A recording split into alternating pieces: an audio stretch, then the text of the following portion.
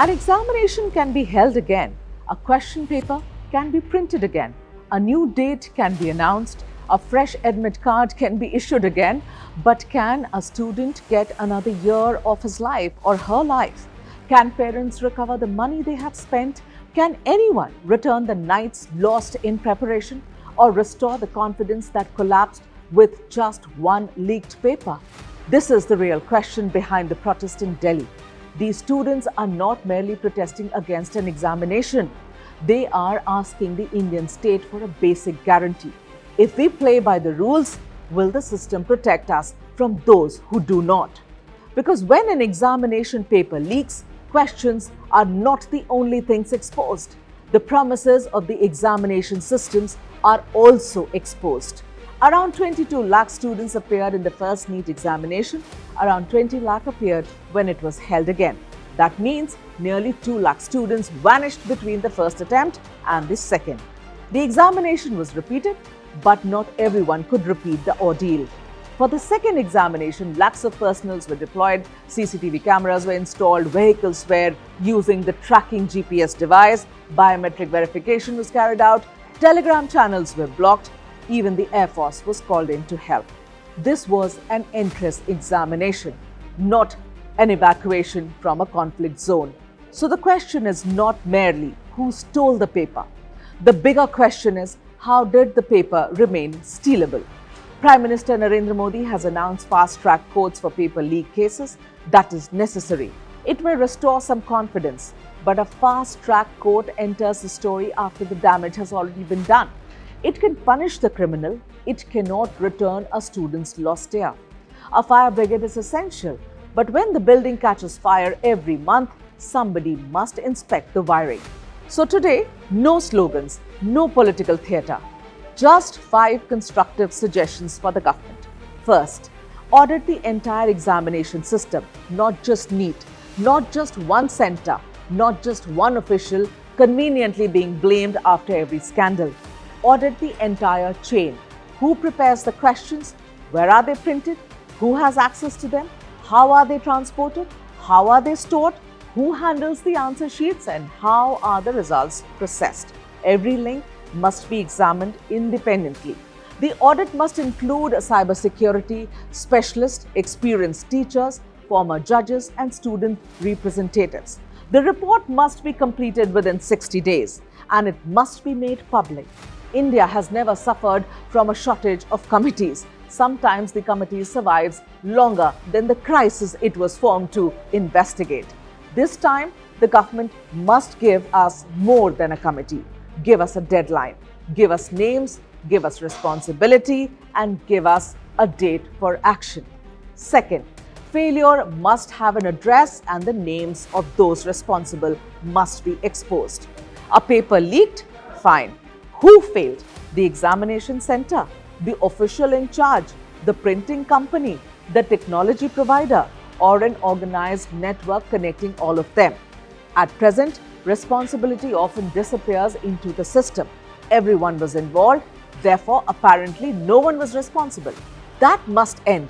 Every national examination should have a clearly defined chain of accountability. The public must be told exactly where the breach occurred.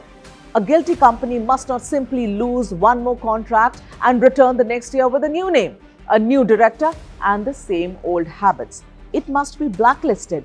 It must be fined. The financial loss must be recovered.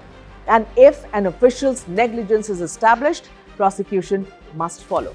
The government should also create a public tracker system for paper leak cases. How many police cases were registered? How many people were arrested? How many charge sheets were filed?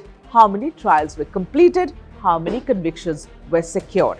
Because a law is not a press release. It is a chain of consequences.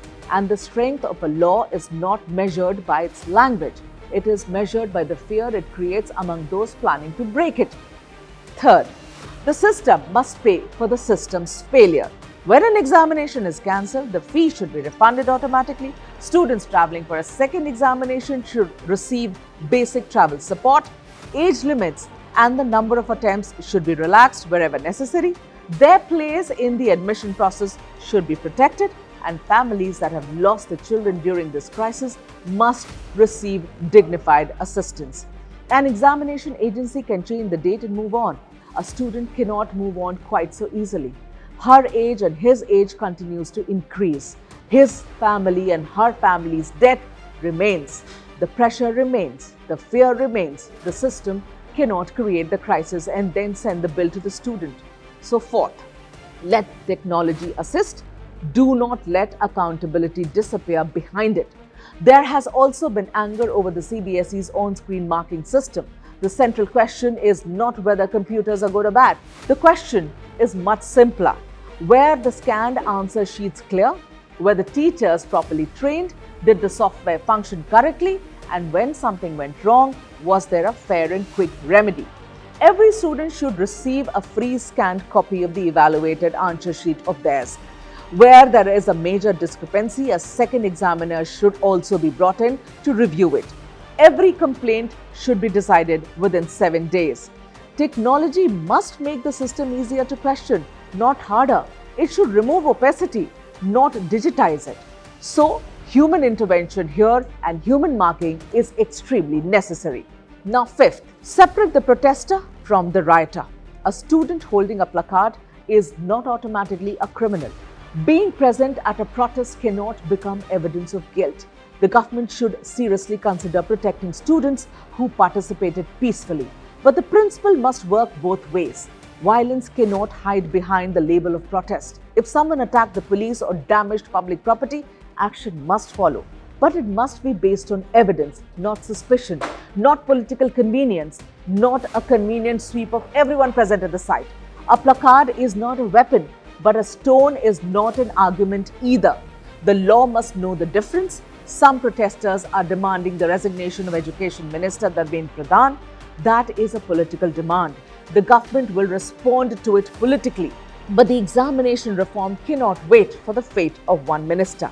A minister may stay, a minister may go. The question is whether paper leak is going to stop or not. The protests in Delhi are not merely against an examination system. They are not merely against the Ministry of Education. They are not merely against the government of India either. They represent the anxiety of an entire generation, anxiety about the future and anxiety about the future of their own country. The suggestions made in this program are not designed to defeat a government, nor are they designed to defend one. They are being made in public interest. The government may remove students from the road. It may end a demonstration. It may announce a court. But distrust cannot be dispersed with barricade. It cannot be detained. It cannot be wished away through assurances. It has to be answered and addressed with reform, with transparency, and with consequences. Because the examination may be repeated, but the students' lost time cannot. Thanks for watching.